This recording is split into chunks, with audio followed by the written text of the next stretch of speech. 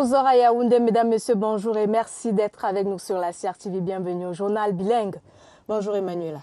Good afternoon, Sidan Monkam. Ladies and gentlemen, thanks for being with us. Let's have a quick check on our headlines. The newly elected president of the Central African Republic, Faustin Archange Touadéra, will be sworn in today in Bangui. Prime Minister, head of government Joseph Dion Ngouté, is representing President Paul Biya at the event. Faustin Archange Touadéra is the first democratically elected president since Muslim rebels overthrew the government more than 3 years ago. About 7 million pupils and students are said to have missed enrollment into public and private schools in Cameroon due to the coronavirus pandemic in the 2019-2020 school year. Stakeholders of the education sector united in Yaoundé to master the strategies or the statistics of the yearbook and make informed decisions on how to step up appropriate pedagogy within schools. You shall get the details in this newscast. And in sports, the Indomitable Lions of Cameroon take on the Movubis of Rwanda today in day 6 action of the 2021 AFCON qualifiers at the Japoma Stadium in Douala. Cameroon leads Group H with 10 points, and today's encounter at 8 p.m. will be void of supporters due to the spread of COVID-19. We shall get to our reporters live from Douala in this newscast, and those, of course, are our latest stories.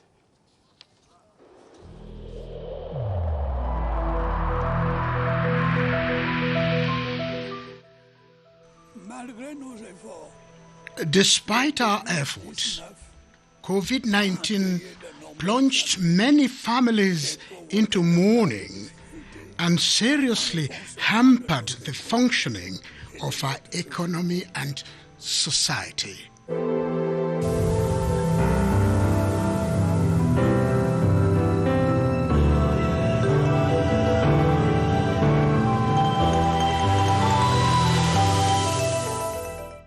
Bienvenue une fois de plus, mesdames, messieurs. Ouvrons le journal par cette actualité. Le président centrafricain réélu, son Excellence Faustin Archange Touadéra, prête serment ce mardi à Bangui. Le chef de l'État, son Excellence Paul Biya, est représenté à cette cérémonie d'investiture par le Premier ministre chef du gouvernement Joseph Dion Ngouté. Et hier soir déjà, le Premier ministre chef du gouvernement a été reçu en audience par le chef de l'État centrafricain. Joseph Dion Ngouté était porteur d'un pli fermé du président Paul Biya à son homologue centrafricain. À l'issue de cette audience, l'émissaire du chef de l'État s'est confié à la presse, propos recueillis par notre envoyé spécial à Bangui, Laurentine Bokono. Le président de la République du Cameroun, le président Paul Biya, m'a dépêché ici à Bangui, en République sœur centrafricaine, pour participer à la très grande cérémonie historique qui va se dérouler demain. Le président Paul Biya a tenu à ce que le Cameroun y soit représenté à un niveau très élevé. Et c'est la raison pour laquelle je suis venu. Le président Paul Biya m'a remis un pli fermé que j'ai remis à son Excellence le président Touadéra. Le président Touadéra a été touché par cet acte du président Paul Biya et il a tenu à me redire combien les relations entre nos deux pays sont très fortes, très bonnes, que tout ce qui touche la République centrafricaine touche le Cameroun et vice-versa. Nous avons beaucoup d'intérêts communs, non seulement le fait que nous soyons des voisins, mais nous avons des intérêts économiques très importants. Nous avons un corridor qui lie Douala à Bangui que nous devons protéger pour qu'il n'y ait pas de problème de rupture dans ce corridor. Nous avons parlé de beaucoup d'autres choses, mais c'est essentiellement le message que le président Paul Biya a envoyé au président Touadéra qui était l'objet de notre rencontre. La coopération entre le Cameroun et la République centrafricaine est dans ses variées. Des relations entre ces deux pays frères de la sous-région qui s'étalent dans divers domaines depuis plusieurs décennies. Pour en savoir plus, revisitons l'état de cette coopération entre le Cameroun et la RCA avec Laurentine Bokono.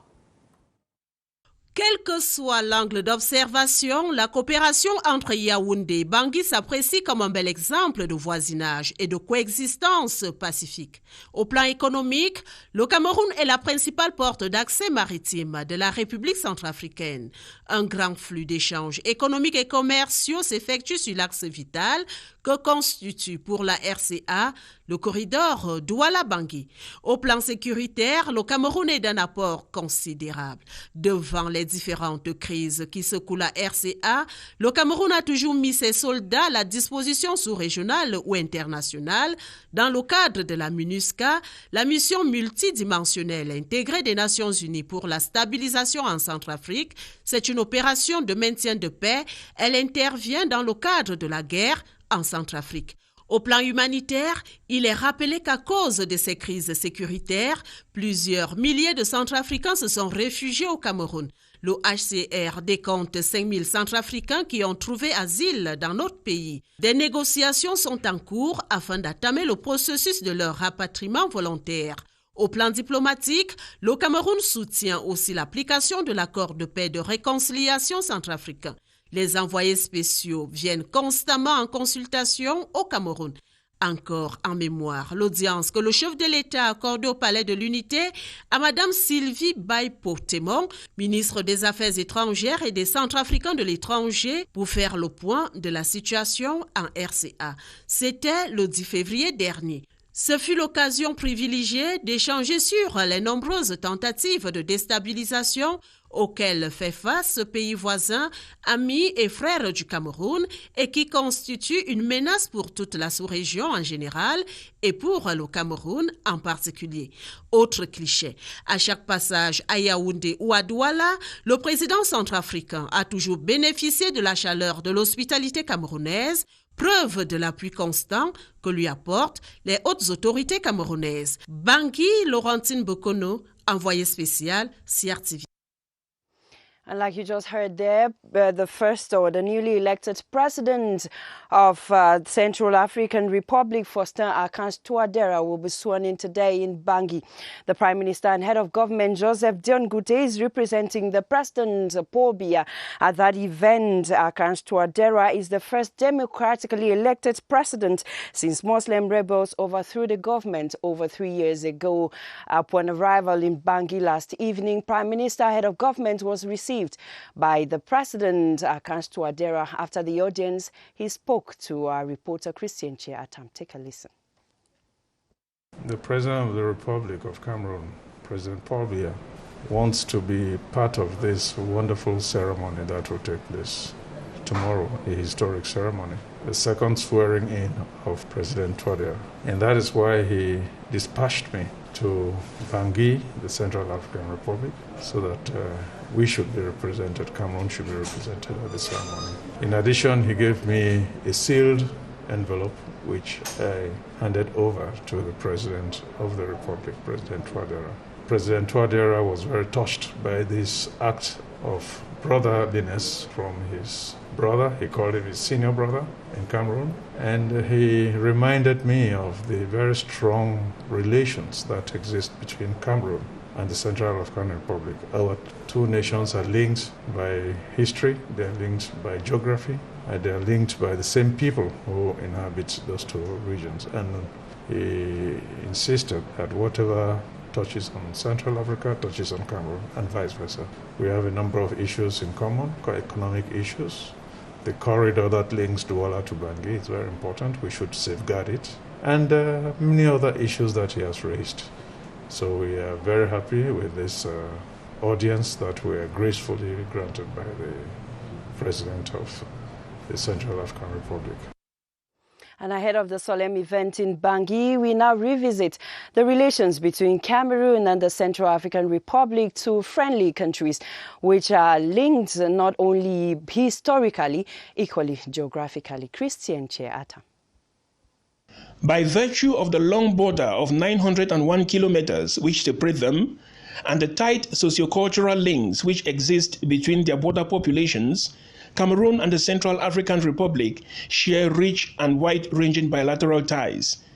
In the domain of security, The two countries cooperate in the exchange of intelligence to improve the fight against border insecurity and to undermine terrorism in both countries. Cameroon also participates actively in African and world peacekeeping missions stationed in the CAR. In the domain of trade, the Douala-Bangui corridor is a flagship element of Cameroon's bilateral links with the CAR. The 1,500-kilometer-long stretch permits the CAR to clear goods from the Douala port at preferential rates and is a major trade route for goods leaving Cameroon to the Central African Republic.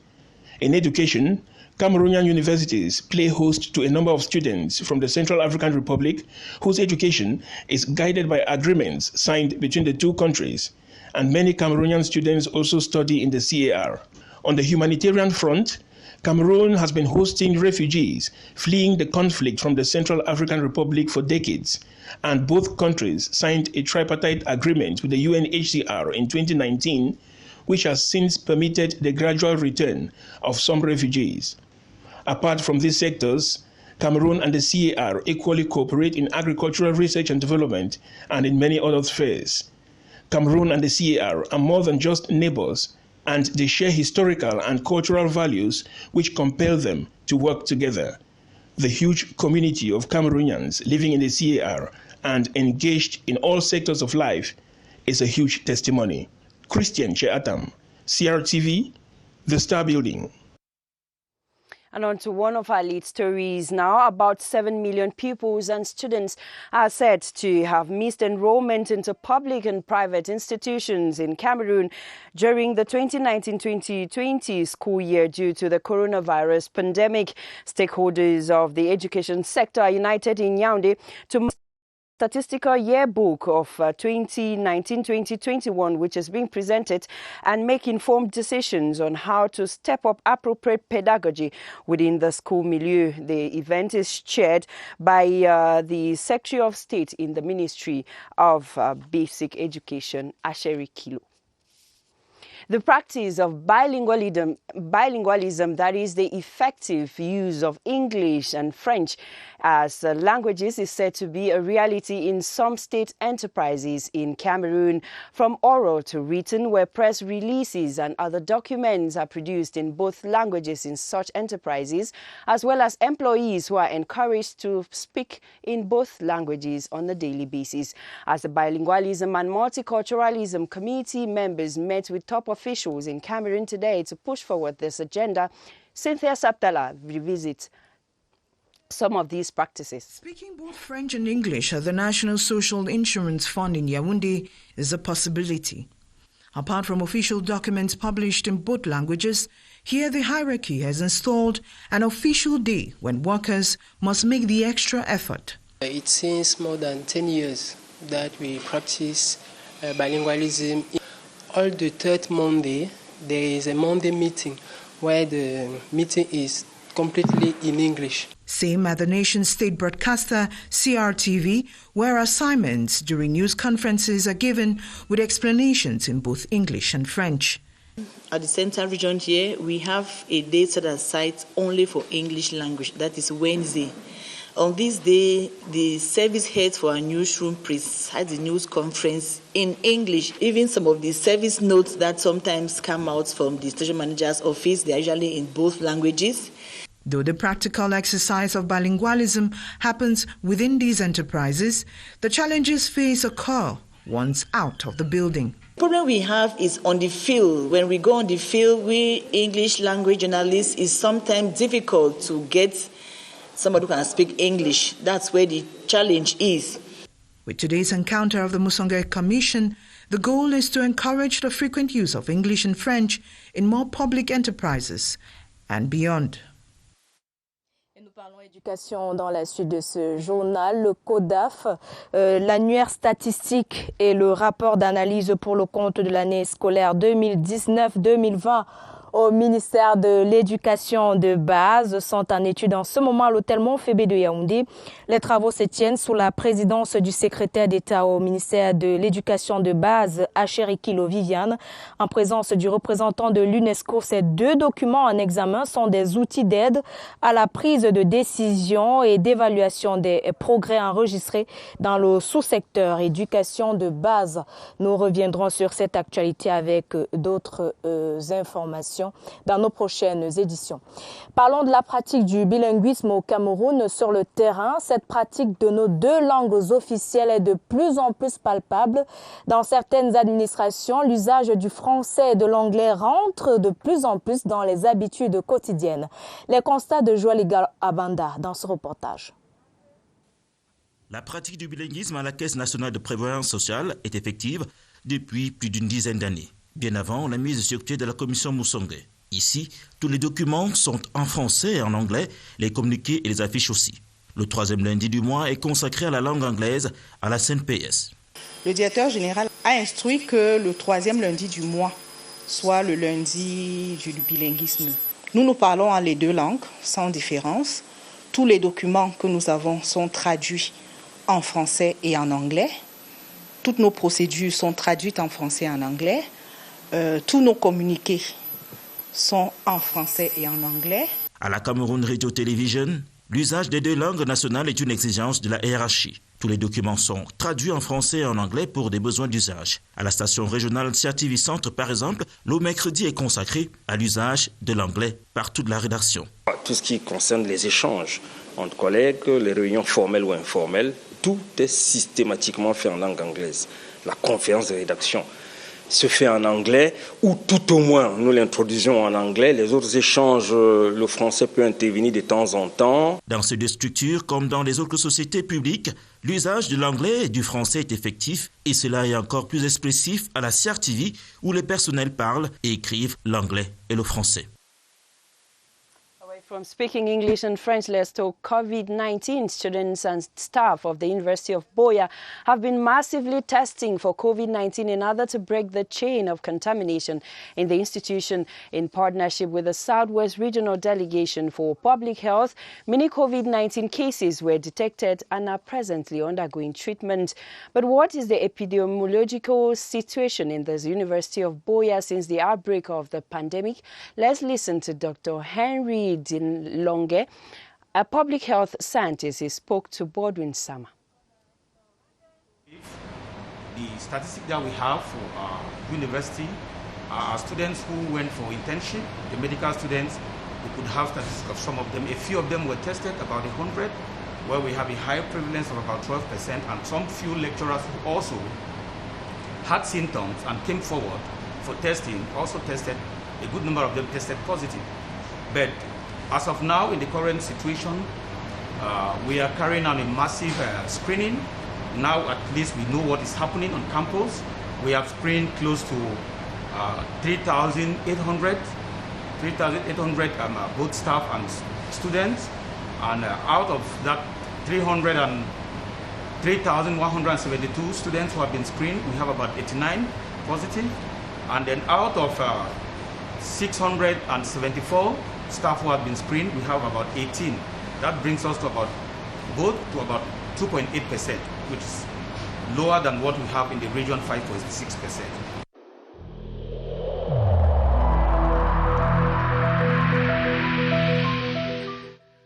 Je vous exhorte de nouveau à porter vos masques, à vous laver régulièrement les mains et à faire appel à un médecin ou à tout autre personnel de santé au cas où des symptômes apparaissent.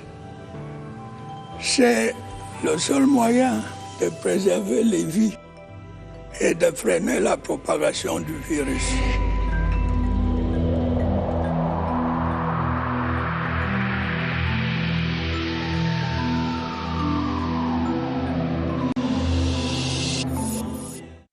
Et à la suite de ces recommandations du chef de l'État restant dans la lutte contre le coronavirus, la région du Sud-Ouest également touchée par le virus poursuit le combat contre la maladie. Le gouvernement dresse le bilan des actions menées depuis la survenue des premiers cas dans cette région. Bernard Okala-Bilaye relève aussi les bons points de la sécurité dans le Sud-Ouest. Un postu d'invité du 12h, entretien mené par Évariste Eyenga. Bonjour, nous allons reparcourir une année de lutte contre la pandémie du coronavirus Covid-19 dans la région du Sud-Ouest. Notre guide en posture d'invité ce jour, c'est Bernard Okala-Bilaye. Il est le gouverneur de cette région. Monsieur le gouverneur, bonjour. Bonjour. Et merci de nous avoir ouvert vos portes. Une année de lutte contre le coronavirus dans cette région, qu'est-ce que l'on en retient ? Les populations ont été sensibilisées et ont accepté, ont bien reçu le message, ont accepté de se conformer aux mesures barrières. Et depuis mars 2020, quand nous descendons dans la rue pour sensibiliser, nous nous rendons compte que sur 10 personnes, 9 ont leur masque. Mais malheureusement, ces personnes ont ces masques dans la poche. Donc, nous leur demandons de ne pas garder les masques dans la poche, mais plutôt sur le visage. C'est déjà un bon signe. Les statistiques que nous avons reçues jusque-là, de la délégation régionale à la santé et des différentes formations hospitalières, notamment les 2 hôpitaux régionaux, Boya et Limbe, aussi, où il y a les centres anti-Covid, nous donne quand même l'espoir que la lutte contre la pandémie est déjà dans le quotidien des populations. Ce message que vous passez aux populations, de ne pas porter leur masque dans leur poche, encore moins sous les mentons, mais bel et bien à l'endroit. C'est une action menée. Quelles autres actions ont été menées en une année ? Des actions qui ont été menées en une année, il y a notamment des descentes sur le terrain. Nous avons prescrit à toutes les autorités administratives, préfets et sous-préfets, de consacrer chacune, selon les cas, 2 à 3 heures à la lutte contre Covid dans leur circonscription administrative. Les sous-préfets, par exemple, de 7h à 10h, avant d'aller dans leur bureau, doivent sillonner les différentes localités de leurs unités administratives pour procéder à la sensibilisation. Et dans l'après-midi, c'est-à-dire les heures de pointe, entre 15h et 17h, ils doivent faire la même chose. Au moins 4 à 5 fois par semaine. Les préfets doivent faire au moins 2 descentes. Et nous, à notre niveau, nous faisons au moins 2 descentes par semaine. Et nous demandons également aux chefs des administrations, c'est-à-dire les délégués régionaux, des délégués départementaux, de faire la même chose. Cette période anniversaire d'une année de lutte contre la pandémie intervient dans un contexte particulier. Il y a un soupçon de rebond de la pandémie. Est-ce que des mesures supplémentaires sont prises ici ?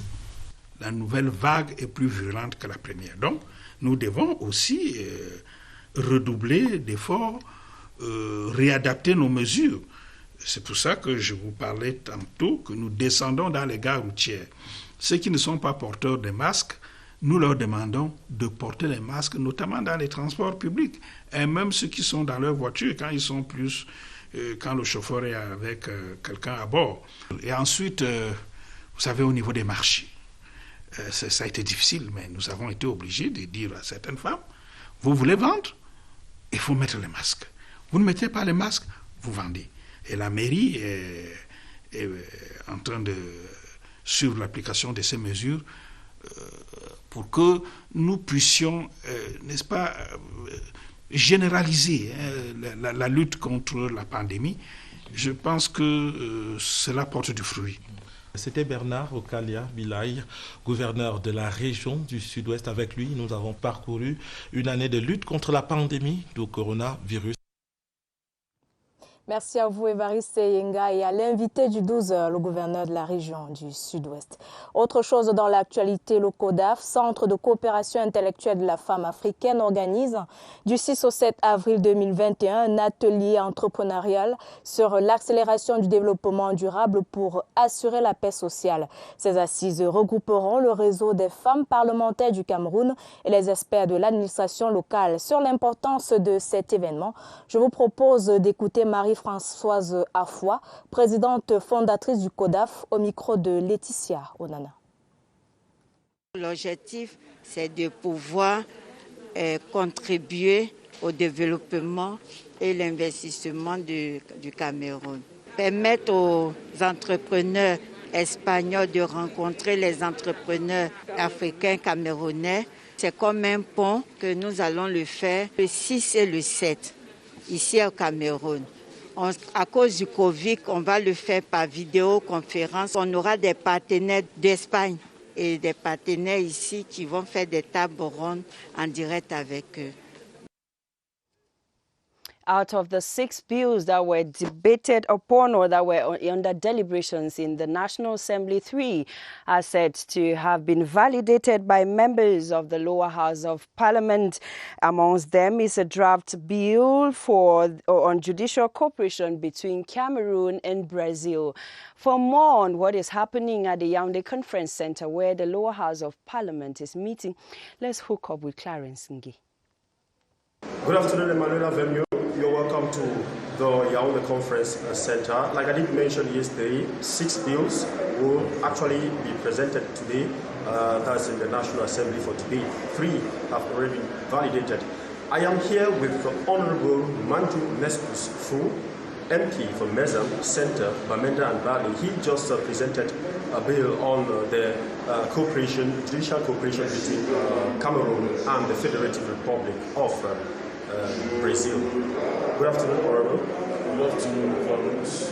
Yeah, we just watched you presented this bill. What is it all about? Well, the bill is about an extradition agreement between the Federative Republic of Brazil and the Republic of Cameroon signed on the 3rd of September 2019. So the bill was presented by the Minister of State, Minister of Justice, Keeper of the Seal, accompanied by the Minister of External Relations and the Minister in charge of relations with Parliament. This bill seeks to bring Cameroonians who want to either serve their prison sentences in Cameroon or who wish to follow proceedings or be judged in our courts in Cameroon, who committed offences in Brazil. And it's left for them to apply for to benefit from the terms of this agreement that is has been signed between the Republic of Cameroon and the Federative Republic of Brazil. Thank you very much. We apologize for the quality of the sound of that image. We now talk our feature page in this edition of the news. The Murfu people, known as the mountain dwellers in the Makabai Highlands of the Far North region, are focused on this edition of the news. Known to be the economic force of the region due to their ability to shape stones into decorative objects, which are easily sold out. These people, the Murfu, recently staged their cultural festival to celebrate what binds them together. The cultural village perched on the Makabai Highlands was a true attraction for many amongst the visitors. Our own reporter, Ayub Jonashu. Celebrated under the theme Mufu Arts and Culture at the service of development and living together, the cultural jamboree reenacts the ingenuity of the hardworking Mufu people, reputed as mountain dwellers, with the technique to fashion stones into admirable income-generating objects. Beyond this, the Mufus constitute a veritable driving force in the socio-economic and political life of the Far North region, resolute in enhancement of social peace and cohesion. Launching the festival on behalf of the Minister of Arts and Culture, Governor Mijawa Bakari lauded these values worthy of emulation. Meanwhile, the festival village at the Makabai Highlands exhibited the various facets of the Mufu community. To promote the art, to promote our social values because we have Mofus of Jamare, Mayo Chanaga, Logoni Shari, Mayo Danai Division, and all country of Cameroon. Education being a major preoccupation among this ethnic group, youths have pledged to take up the challenge. To encourage my brothers and sisters to go to school. They should be autonomous, speak both French and English. Senators Damdam Marie and Zondol Hesese also used the cultural fiesta to harp on a need for the Mofus to take more interest in politics. We now talk sports in this edition of the newscast. The Indomitable Lions of Cameroon take on the Rwandan team tonight at 8 p.m. at the Japoma Stadium for the AFCON qualifiers for 2021 to be hosted in Cameroon. We're going over to the Japoma Stadium to meet our reporter who is live there. I can see Gideon Tazo. If you're hearing me, tell us what the latest is out there.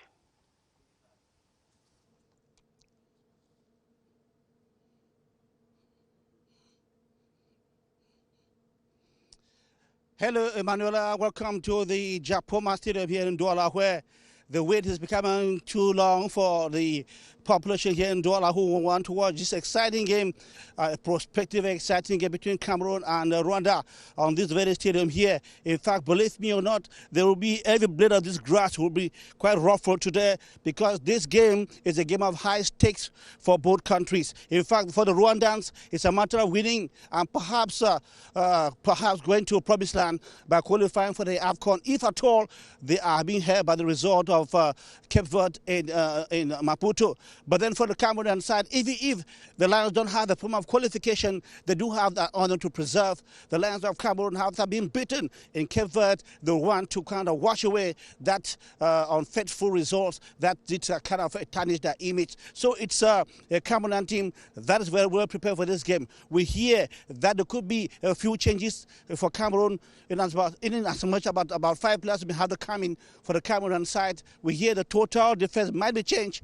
The coach did indicate yesterday at the press conference and, of course, during the training session. Well, yesterday night, the Minister for Sports and, of course, the African football, Seydou Bobonjoya, did pay a visit to the team to encourage them, to give them moral boost ahead of this very big encounter, which they believe is going to be a much-awaited game, given that this is going to be the very first game of the Indomitable Lions at the Japoma. So it is Union Sacré around the national football team of Cameroon in view of this very game against the Rwandans, who have come in well prepared to do battle this evening. Gideon Tazo reporting from the Japoma here in Douala.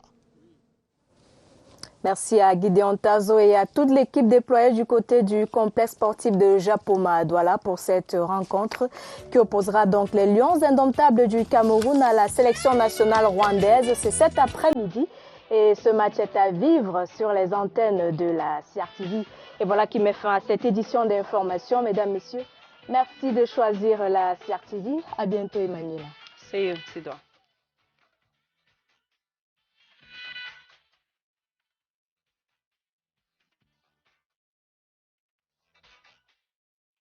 I urge you once again to put on your face masks, to wash your hands regularly, and to consult a physician or any other health personnel if you notice any symptoms. This is the only way to save lives and to curb the spread of the virus.